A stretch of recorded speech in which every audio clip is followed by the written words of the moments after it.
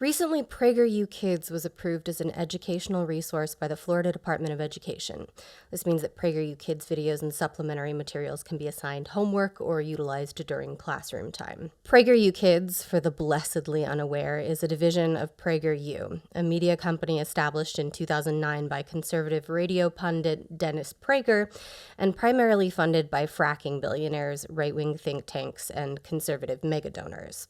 And they need those donors because, according to Dennis Prager himself, each 5 to 10 minute PragerU video costs between $30,000 and $40,000 to make. My video today will be made for considerably less than that, but it is sponsored not by fracking billionaires, but by Atlas VPN. With Atlas VPN, you can enjoy the most affordable online protection in the market. Follow my link in the description to get Atlas VPN Premium for $1.83 per month, plus 3 months extra and a 30-day money-back guarantee. If you're up to date on your Hoots lore, you'll know that I've been traveling a lot this year for work, and the only way I could watch Over the Garden Wall in my hotel room was with a VPN. No HBO, sorry, just Max, didn't mean to dead name you. No Max, I am not in the Grand Hyatt Mumbai. I am in fact in New York, where all of the Americans live. Now give me my shows! Not only does Atlas VPN help you access shows that might not be available in your location, but did you know that certain goods and services cost more or less depending on the purchaser's location, and that a VPN can be used to save you money? Yes. Atlas VPN also keeps your Google searches private, blocks malicious links, ads, and malware, and notifies you when someone is trying to steal your data, which is also helpful if you're using a lot of public Wi-Fi networks like I was for most of this year. Once again, you can grab a 3-year subscription to Atlas VPN for $1.83 a month, plus 3 free months with a 30-day money-back guarantee simply by following my tracking link in the description.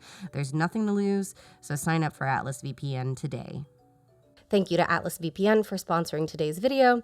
If you'd like to see an ad-free version of this and future videos, consider signing up for my Patreon at patreon.com/littlehoot. PragerU is best known for producing bite-sized YouTube videos on news, history, and civics with strong conservative biases and brittle arguments. PragerU videos are infamous for making claims using cherry-picked data at best, when they're not just making something up wholesale and presenting it as fact. The popularity of their videos, combined with their easily falsifiable content and their habit of doing goofy shit like throwing graphics of incoherent made-up graphs on the screen, has made them the subject of many a bread tube dunk fest over the years, and the fact that this is my first is honestly a testament to my incredible restraint. But of course, when my home state approved the use of PragerU's children's propaganda in schools, I got a little curious. With PragerU, Dennis Prager offers an alternative to what he sees as a left-leaning bias in American universities.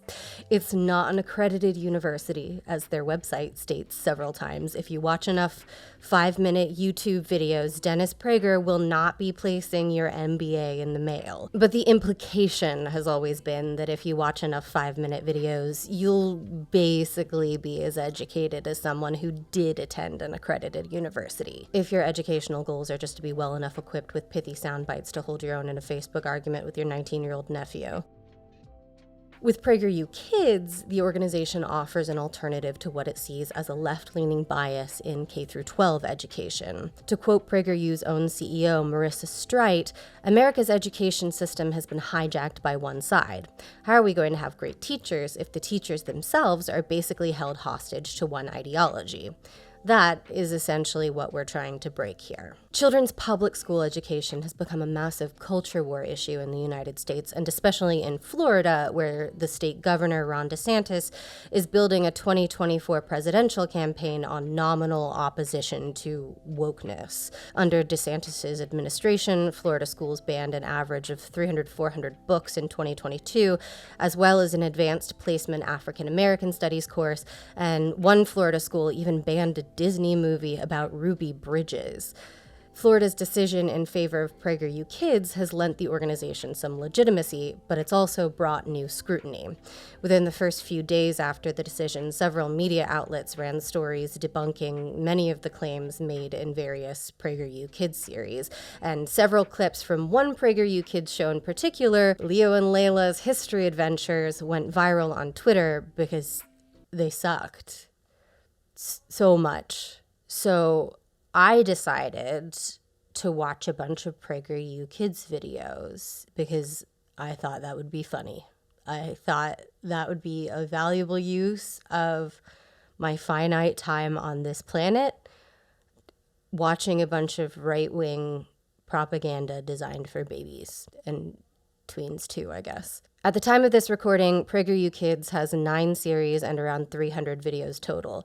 And at first, I thought I would do like some crazy Eddie Burback nonsense video, like, I watched every PragerU Kids video. And then I got 3 PragerU Kids videos in and noped out of that idea so fast. But I did at least watch a couple of videos from every series, which is more than most adults have done. Probably more than every single adult who wrote an op-ed about PragerU Kids in school. Probably more than most of the adults who work for PragerU Kids. By Dennis Prager's own metric, I'm basically an expert in PragerU Kids content. And if he had accreditation, my masters would already have a UPS tracking number. The PragerU Kids series are as follows. Street Smarts, a man-on-the-street style quiz show for middle schoolers where Uncle Sam and his friend give children $5 for answering history and civics questions correctly. Financial Literacy Cash Course, 5-minute financial literacy videos for teens and tweens. Around the World, videos for middle schoolers with semi-static animations described by PragerU Kids as global issues that teach middle and high school kids what makes America unique. And yeah, it's like stories that subtly compare life in the United States favorably to life in other places like Venezuela, North Korea, Central Africa, Canada, and Los Angeles. Global issues. Otto's Tales. Jill Simonian literally just reads Otto's Tales, a series of picture books aimed at kindergarten to second graders, featuring a gray-haired child, Dennis Prager, and his dog, Otto, learning about history and sometimes Bible stories presented as history. Guess or Mess, a quiz game show for elementary schoolers with somewhat ambiguous rules where contestants are required to answer questions based on PragerU Kids magazine issues while being systematically coated with a litany of disgusting substances building up to a pie in the face. The pie in the face is meant to be the big bad thing, and I mean, I guess it is in the contestant's face, and that everything up until that point is just like spread onto their hands and arms. But it is kind of an anticlimax when it's following gross substances like octopus legs, spray cheese, and chicken feet. And it's just like a pie in the face. Also, the show is... Lick it! It's just... Listen, I've editorialized enough. I don't like the game show. I think it's bad, and the people who made it should feel bad. TBH History, what I thought was going to be a knockoff of Horrible Histories, but was more like a knockoff Drunk History, but sober and lazy. It's just 2 smug guys recapping chapters from 20-year-old Texas world history books while 4 people in spirit Halloween wigs run around screeching and doing bad improv. Craftery. Jill Simonian hosts an arts and crafts show for kindergarten through second graders with simple history lessons loosely related to the crafts being crafted. How to. Life skills and character development for teens and tweens with titles like How to Embrace Your Femininity, How to Handle Getting Pulled Over, and How to Be a Rational Patriot. A personal highlight for me in this series was in the innocuous-sounding video How to Ask for Help, which encouraged its audience to first ask themselves if they were really just being lazy before asking someone else for help. I was really trying to find at least one video in this series that wasn't utterly contemptuous of its own audience, and I did not succeed. And finally, the aforementioned Leo and Layla's History Adventures, a series for elementary schoolers known for its tenuous relationship with actual history. And yes, a lot of the educational content is misleading or factually incorrect. There's deliberate lies in Leo and Layla Meet Booker T. Washington. The fictional version of Washington tells Leo and Layla that America was one of the first places to outlaw slavery when the exact reverse was true. There's opinion presented as educational content, like the entire how-to series. And as my friend and colleague Zoe B. pointed out in her video on PragerU Kids content, their lesson plans are also just rife with mistakes, like typos or factual errors, like claiming that John Adams' son, John Quincy Adams, was the 4th president of the United States when he was the 6th president of the United States. It's bad. But what really struck me more than anything else is how boring and lazy it is, like as art, divorced from its politics. Take Leo and Layla, for example. Every episode has the titular characters travel to the past to meet some important historical figure who can help them with some kind of problem or goal they're struggling with in their lives in the present day. A fine premise for an educational kids show. But in every episode, they just stand in a single room with Booker T. Washington or Ronald Reagan or Susan B. Anthony or Columbus while he or she just lists off their Wikipedia page to Leo and Layla. There's almost no story structure. The dialogue is stilted and clunky. I know they're short videos, but they're animated series on Cartoon Network that managed to pack a complete A story, B story, C story, and sometimes D story into 11-minute episodes. Leo and Layla has the real estate for a second act complication, maybe even a change of scene or two. There's this axiom in writing, show don't tell, and with Leo and Layla, the writers are doing exactly the reverse. Like I said, in every episode, the subject of the episode just tells you about a bunch of stuff that they did. But in the Ronald Reagan episode in particular, Leo and Layla get separated. So Leo spends the whole episode with Reagan, and Layla disappears and shows up at the end and just lists all the cool stuff she did off screen while a montage of what she's saying plays over her voiceover. Like, that is an opportunity for a B story, you guys. You can cut back and forth between what Leo is doing and what Layla is doing and show us while it's happening. Things like 3 and 5 act story structure, things like showing us what's happening instead of just talking about it after it happened. These artistic principles and guidelines exist because they make your story more compelling and dynamic.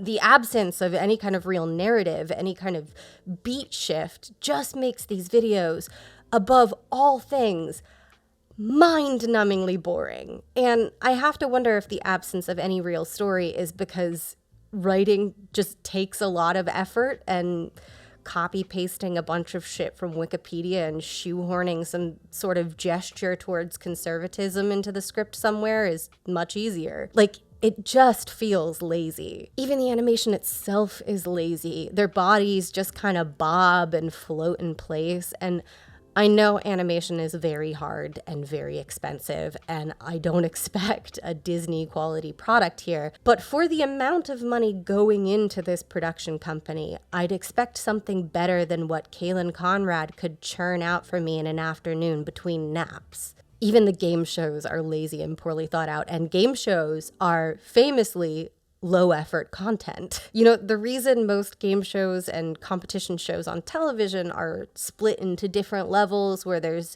different kinds of gameplay or increasing stakes or goals is because watching contestants just do the same thing for 20 minutes is boring. But Guess or Mess and Street Smarts are just that. Boring and one note. It's like someone came up with half of a kid's game show and decided That was enough. And Craftery has some of the worst crafts I've ever seen. Like, I know that they're intended for very young children, but gluing some tin foil to the bottom of a yellow balloon and calling it a light bulb is just insulting. Look at this. It's supposed to be Mount Rushmore. Pathetic. That is such a lazy idea. It's outright disdainful. Dennis Prager, Marissa Streit, and Jill Simonian are not actually interested in childhood learning or development. They're not interested in creating engaging, challenging educational content that might make kids and teens more interested in history or civics or the world around them. This is why they didn't consult any experts on childhood education or development, or even any decent TV writers when putting together PragerU Kids. They're interested in churning out the lowest effort product possible to a consumer demographic of conservative parents and educators embroiled in culture war nonsense. They're interested in an educational paradigm that prioritizes the regurgitation of memorized facts and sound bites over intellectual curiosity. And they are outright hostile toward and contemptuous of their own audience. PragerU Kids is worse than conservative propaganda. Its artistic merits are arguably only marginally better than those weird AI videos of Elsa fucking Spider-Man. And if there's anything to be hopeful for, it's that their videos are just too dull to function as effective propaganda for school-aged children. Watching any of them is an experience so mind-numbing that I couldn't even force myself to do it ironically to laugh at them, and I don't recommend anyone else try. It's boring, lazy, vapid trash masquerading as educational content. That's it. That's the video. Thanks to my patrons whose names should be flying by right now. If you want vapid trash that's anything but boring, check out my podcast, Respect the Dead. And some of my other videos should be appearing now.